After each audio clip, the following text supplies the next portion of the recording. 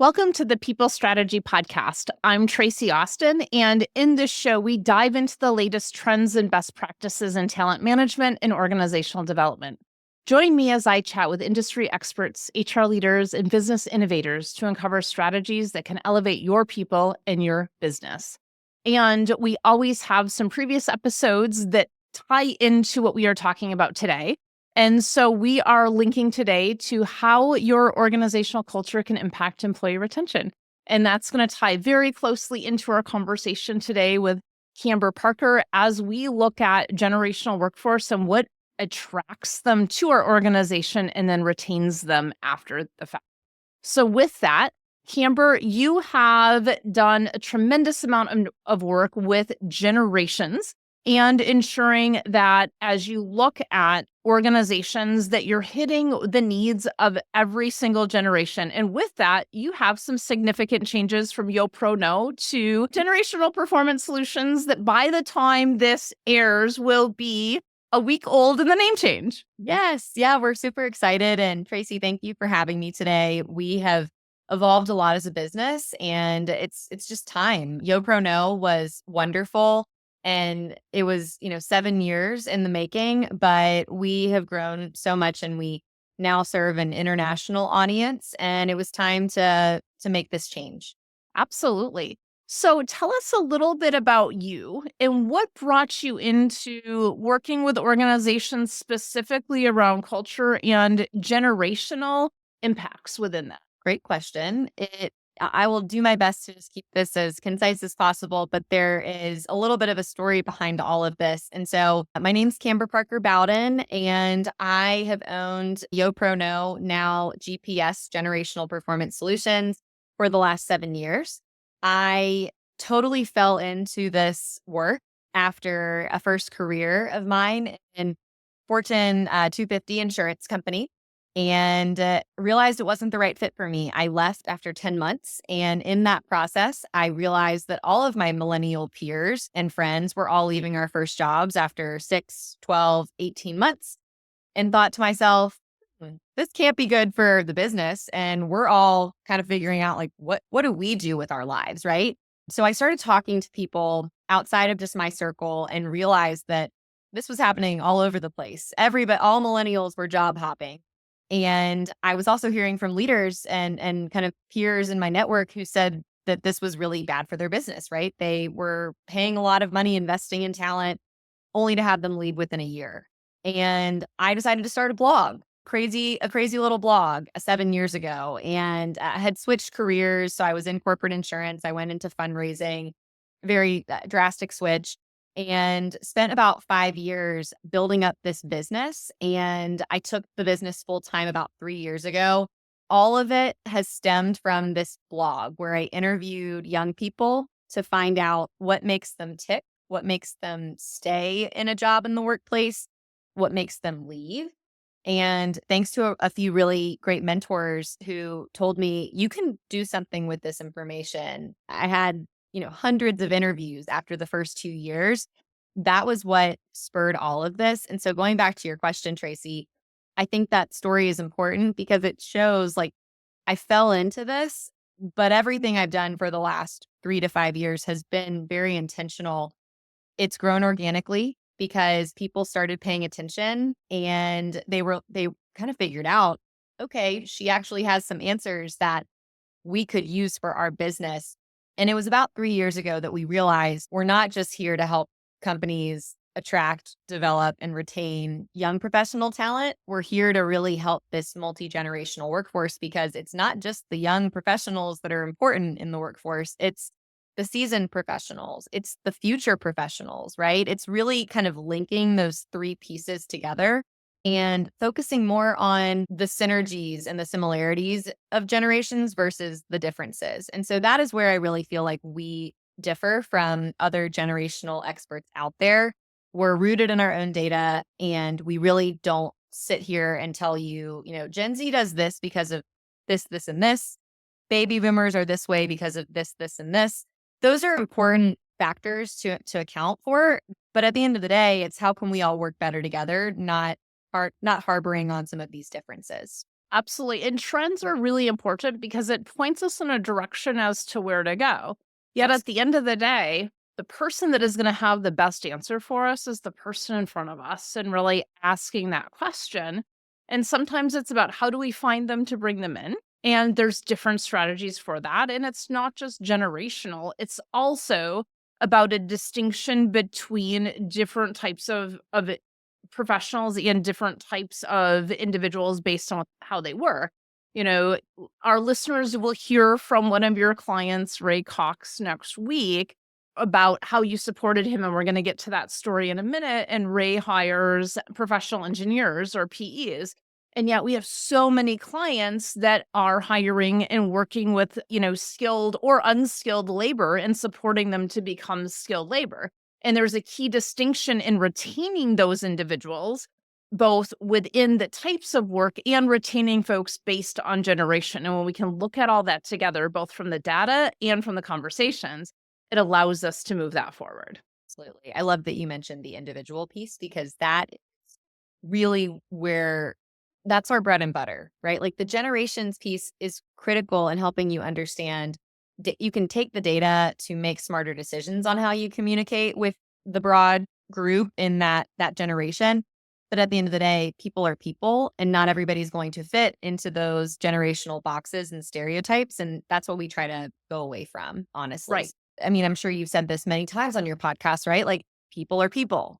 Your employees are humans, they're people. And so they are different and unique and cannot just be put into a box. And so that is, I think, what differentiates us from other generational groups and speakers. And that's something we kind of pride ourselves on.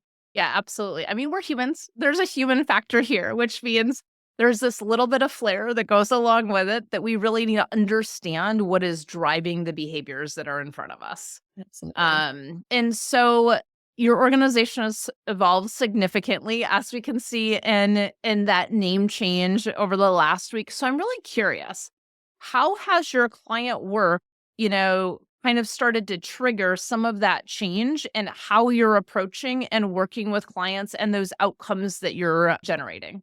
So, I mean, I just look at the past 2 years, for example, we are in such high demand, which is just a testament to what organizations are hungry for, right? Like, I'm the only speaker on our team of 6, and we're having to say no to people because there's just so much going on.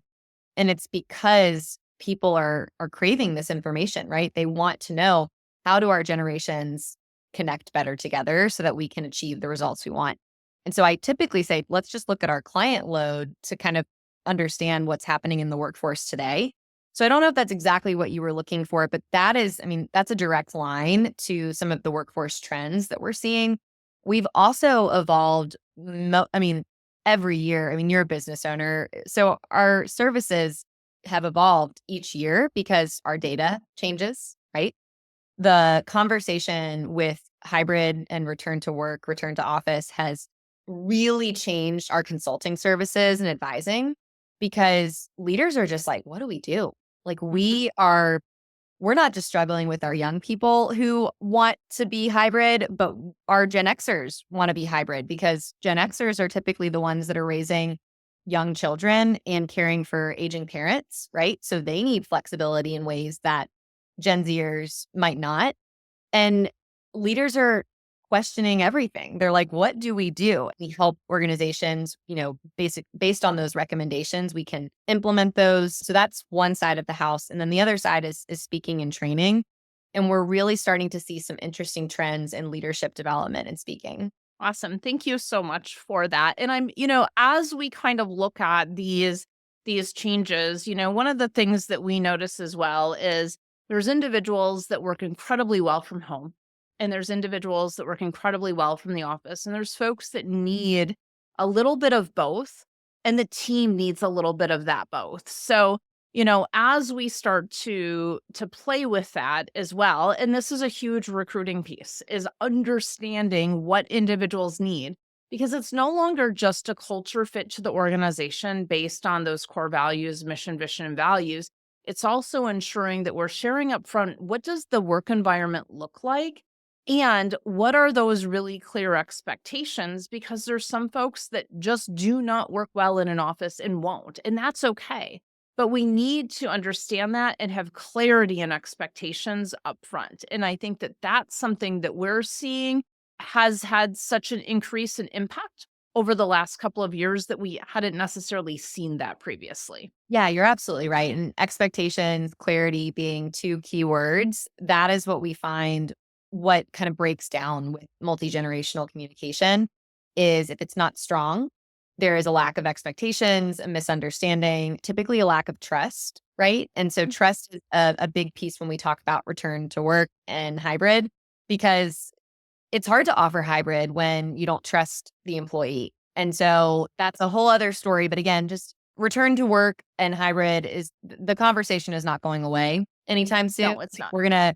we're gonna keep hearing this, keep seeing this amidst all of the other workforce trends. But that is one that going back to what you said about clarity and expectations, that is a breakdown we typically see between generations. And that's why we have these solutions that we offer based on that, because we know it's an area of need. Absolutely. And it's trust is something that you just brought up. And that trust, business is based on relationships. Relationships are based on trust. And we spend the majority of our time working with folks on a lot of the training, the leadership development pieces, and how are we, working with folks so that they're truly leading teams versus managing tasks.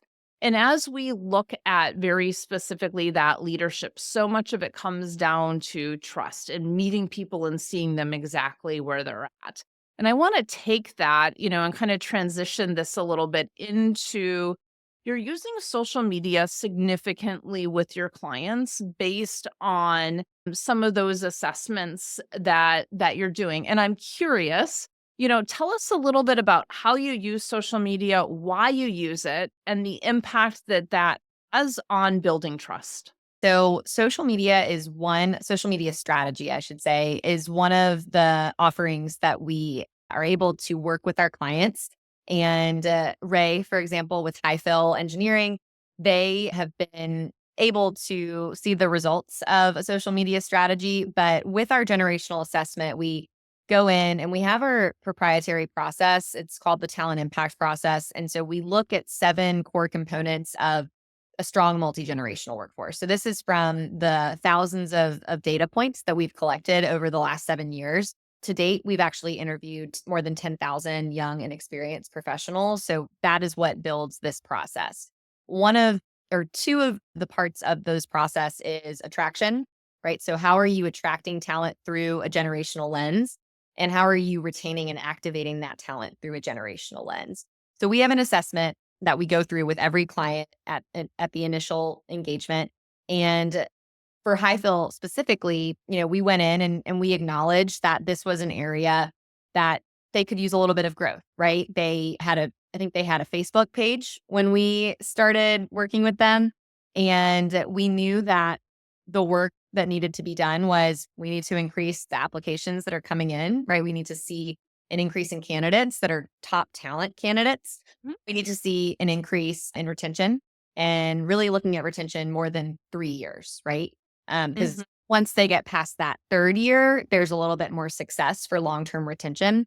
And so what we have found with clients in the architecture, engineering, and construction space is many of them don't have any strong digital presence at all, yet they are looking for hires under 30 years old who are digital natives. Social Mhm. media is a very powerful way to attract and retain talent. And so we work with many clients and create social media strategies for them that really emphasize attracting and retaining talent. That is one of the many ways that we work with clients. We also have been working with Ray and his team on revamping their onboarding process. That is kind of stage 2 of our work together because the social media piece took up a big part of our first year working together. But the results have been pretty tremendous. I'm sure Ray mentioned a couple or will mention a couple of things with you, Tracy, about what some of that success has been. But at the onset, a lot of our clients, including Ray, are like it's real probably, I mean, we understand we need it, but like how great can it really be? And we've had some clients who, have seen more than 500% increases in their career page views, right? Because social media is attracting people that might not have even known that they were an organization in the first place because this younger workforce is online. And so the last thing I'll mention is one of our reports from a couple of years ago showed that about 70% of young professionals will never look at a company's website before they apply. They're going to go to their social media page, right? Hmm. That has a lot of the focus groups we do with younger workers across the country. That right there would be enough for me as a leader to say, we need to bring social media ASAP on our teams. And yet, most organizations that we work with in the industries I mentioned before and manufacturing, automotive, that's not part of who they are because it's just never, they're more traditional. The ones who pivot and start to adjust and really invest in this brand will see success in the next decade because young professionals are digital natives. So Yeah. hopefully I gave you a lot there, but hopefully that gives a little more context. Absolutely. And there's some key things I want to pull out, right? Is we need to meet folks where they're at and understanding where they're at versus taking our perspective of, hey, I'm going to spend all this time on a website versus 70% will never look at a website. Therefore, we know that they're on social media. So what do we need to do to share that, right? And we've seen so much of this in our conversations as well, which is when we see the community integration, when we see examples of behaviors that align with what I like, want to do, believe in, I start to see myself within that organization subconsciously by saying, oh my gosh, I keep seeing this company over and over and over again. And I like what I'm seeing. I'm curious to know more. And that curiosity will drive so much of that. So then when you do start to post those job posts or openings, it's like, wait a second, I've already seen this organization several times. Now I have an opportunity to step in. Now, what I'm curious about is how do you choose what platform, especially based upon the different types of roles? So we've talked about professional engineer, mid-level manager, entry level unskilled or skilled labor position. How do you choose that? It's important to acknowledge where these people spend their time. Like, who is your ideal persona for a candidate that you're hiring for? And then find out where they are. If they are a baby boomer or a Gen Xer and you're looking to hire somebody who's a career changer, going on YouTube shorts might not be the best way to connect with them, but Facebook would be, right? And so a lot of companies that we work with, we don't encourage them to just copy paste on all of their channels because you're not going to reach the right audience. And so that's where this generational data is really important. Yeah, and I think the other piece of it too is, again, meet folks where they're at. We're not going to talk in the same way to someone who's coming in with, a 4-year degree and 20 years in versus somebody that's coming in brand new. We're going to meet them where they're at. And I think that languaging is really important as well. Yeah, and can I share one thing Sure. as a result of that? Just because I think it's really important. We do work, a lot of our clients and paying customers are experienced and seasoned professionals. And when they hear things like we have to meet them where they're at, I just want to put a little asterisk there because the question becomes, what happens if we don't? Right? Like, what happens if we don't meet them where they're at? But there are a lot of leaders out there who are just like, ooh, like I don't love hearing that. And so anybody who's listening to this, right? Like, if you are a leader that's maybe a little curious about that comment or that sentence, it is so important to ask yourselves, if we're not meeting them where they're at, then what does that mean for our recruiting and retention efforts, right? And I think most leaders today recognize that that is a critical piece if you want the legacy of your business to be strong and if you want to achieve the results you want to achieve. Yeah, absolutely. And, I think definition is really important. And so, when I say meet them where they're at, it's really that curiosity, which your data tells a lot of it, but it's also we need to ensure that they understand what we're saying and they understand exactly what that job is. And there's so often that we have leaders that talk over folks' heads. And we need to ensure that we're clarifying what that understanding is. Otherwise, we miss them in the process, Right. and that is what we find so often to be those traits of great leaders and the leaders that do, as you said, create those really great legacies. Yeah, absolutely. So we've talked a little bit about, Ray and his team at Highfill. And so what was that? And they will hear from Ray next week on what the problem was prior to working with your team. But I'm curious, what was that problem that was presented prior to working with your team? Then how did you support them? Yeah, so they came to us, and I love this story on how we actually met, but I spoke at a conference in May of 2023, and Ray subscribed to our newsletter that day and reached out to me in October of that year. So I had never even met Ray, like we did not meet in the audience after the event, and he reached out and he's like, "I've been getting your newsletter every week for the past several months, and I just had to reach out." He's like, "This is gold. Like what you are giving away for free." He's like, "I can only imagine what you're giving away, for paid offerings." And so that was how our relationship started. That's my favorite kind of story because he was invested and engaged before he even started working with our team. Yeah. And so we did our generational assessment with him at the end of 2023 and started officially working with his team at the beginning of 2024. The, almost it wasn't a problem as much as it was their team was trying to be proactive, right? Like they knew that with the current workplace landscape, meaning there's a declining birth rate, there's a really aging workforce challenge in their specific industry. And they realized if we don't do something now, we're going to be here in 10 years and it's not going to be as nice, right? Right. So that was the problem. They really wanted to enhance their attraction and retention practices. And part of that is onboarding. And so we came up with a plan. Year one was really let's develop this social media strategy because we feel that if we get this in place now, things will start rolling in over the next few years. Their brand has changed dramatically. They have such a great team. Like they have some strong people on that team and you can tell they really are like a true community. I don't like to say family because everybody says, we're one big happy family, but they do have somewhat family vibes or essence, if you will, but it really is more of that community feel. And so we spent the first year working on their social media strategy. This year, we are engaging in that onboarding and development piece, which we recognize will take a little bit of time, but those are two areas that they hired us to help them with. And we just love this partnership and we hope it continues for a long time. Thank you so much for that. And so I'm curious, what is maybe one or two things that, organizations can do right now that just starts to move the needle on paying attention to that generational workforce? Yeah, let's see. One, pay attention to data, Yeah. pay attention to the workforce trends. I always show a slide for all of my speaking engagements that just show the most recent headlines in the news, right? And it changes constantly. But the question is, what noise can you kind of cancel out? And what noise, because there's a lot of noise every day, every headline that you see, but what noise do you want to kind of zoom in on and focus on to implement into your workforce? Hmm. And that's going to look different for everybody.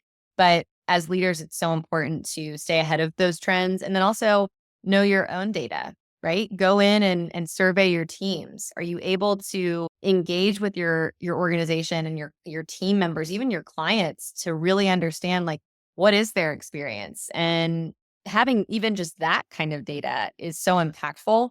So those are kind of the first two things. The third piece that I would say is with multi-generational communication, trainings and leadership is critical, particularly in the next 5 to 10 years.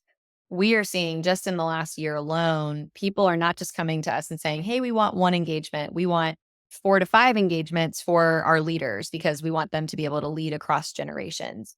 Or sales teams. How are sales professionals communicating up to experienced professionals and down to the younger professionals in terms of age? So we're going to see more and more programs, especially as we're looking at the economy right now. People are probably going to be less consumed with hiring and more consumed with how do we develop these people that are in-house, right? So I know that's not a surprise to you, but to leaders listening, right? You can't forget about the hiring part because that will come back. And so figuring out what to do in the downtime in the meantime, and then how do we really want to set up our development team for success? How do we want to develop our talent so that they stay with us? And that is critical. So particularly with the multi-generational piece, having trainings surrounding multi-generational communication is, of course, the person who speaks on that says that. But I travel all around the country, all around North America. Companies are paying attention to this now. And so I just ask people, do you want to be a leader in your industry in this space? Or do you want to hear it, 5 years from now? So investing in that kind of training, I think, is really critical. And so those are a couple of pieces of advice that I would share. Absolutely. And we're going to hear quite a bit about how Ray and his team are doing this next week. So make sure that you really listen into how do we create these, we call them talent pathways, but how do Yep. we create these talent pathways that is linked into the training, specifically the leadership training and not just the technical knowledge training that really ties this in for folks to be incredibly successful. And, we have several of those programs here as well as we look at, hey, our new hire buddy program and that mentorship program into our leadership development program and our team retention program. Because all of those pieces, it's an and both of how do we build the individual both in role growth, but also preparing them for the next position. Because there's nothing worse than being promoted before you're ready. And you said something really important, and that was, we've talked a lot about hiring here, but so much of it is on retention and that retaining our team and understanding and knowing what their goals are and aligning those to the organizational goals and outcomes becomes key to mutual success and growth. It does. And And social media is not just hiring. It is a huge retention tool. And yeah, that's what really the second half of last year was all about with High Fill and many of our other clients, retaining talent can start with digital media. It can absolutely it's highlighting when team members get certifications and milestones and celebrating, congrats on your 1 year anniversary. If you look at our team's LinkedIn page, we just celebrated 3 anniversaries this quarter. The post got so much engagement, but it was so much more than that. It was my team members felt respected, they felt valued, they had a little pep in their step, and it's just don't take those things for granted, right? Like one post for a, young professional can make a huge difference. And it also is worth noting that not all generations like to be recognized the same way. And so not all generations want to be posted on your social media channel, but it is a really powerful retention tool as well. yeah, I 100% agree. And I would also say, please ask and get that it is okay to post because there's it's not great when they don't want it and they don't feel that that's respectful to them. That can actually drive turnover. So just asking the question and really getting to know your team is so important. So we want to get to know you a little bit more here, Camber. So I'm curious, what's one professional bucket list item that you have for you this year? For this year, I was thinking I have one for next year or in a couple years, but this year, Well, to write a book. you can name that if you'd like. You Okay. can break the rule. It works. I was gonna say, well, for this year, my bucket list is to publish my book, which we are well on our way. And so I have a book coming out in May, which I'm very excited about. It's on everything we've talked about today, which has just been a dream of mine. And so I'm really excited for that. And then my 3 year goal, because I like to speak it into existence, is to be on the Today Show to talk about our work. And I feel confident that we can get there, but it is a bucket list. So I'm Absolutely. want to check that off one day. Absolutely. So we're putting it out there so that it's out there and then that Yes. starts to circulate. And what's a personal bucket list item for you? So my husband and I really want to go travel to France during the Tour de France. He's a big cyclist and I just, love Europe and would love to go to Europe. And so we don't take a lot of trips. I have spent so much of my young professional career building my business. And so in the near future, I hope that we can start to really take some trips and get some of that R&R. I love that. That's so fabulous. And so the key here is how do we combine those two things together, right? Like, so As we've talked about retention of team, like that's one of the key things is what's important to them personally and what's important professionally so that we can tie those two things together. And I love that travel to France. I've got a trip to Italy actually for November that we're taking, female entrepreneurs. And Yes. that for me was a work bucket list is a partnership, but also that personal bucket list of, okay, we've hit almost all 50 states. We're at 49. Now, what are those key areas outside and how do we merge those things together? So Love that, that. and that's great social media material. It absolutely is. And I can't wait to hear about how that trip goes. That is so cool that you're going to be able to check that off your bucket list. Amazing. So, any last thoughts for our listeners, Camber? I feel like we've touched on so much, and I hope that your listeners, will feel that there are these kind of nuggets to take back with them. But one thing I will share once again is that people are paying attention to this multi-generational concept. And again, just what happens if you don't pay attention to it? Yeah. Right. Where does your organization end up in 5, 10, 15 years? And that's the question I would ask myself as a leader today. I love it. Thank you so much. And for our listeners, we would love your 5-star ratings as always. And, if there's someone that you feel can benefit from this conversation, please go ahead and share that. And we will see you next week. Thank you so much for listening today. I'd love to connect with you. If you'd like to connect, you can find me on LinkedIn at Tracy, Traci Austin, and at our website at elevatedtalentconsulting.com. If you'd love to learn more about our process, please reach out to us. And again, thank you so much for listening and sharing your feedback with us through a review. Have a fantastic day.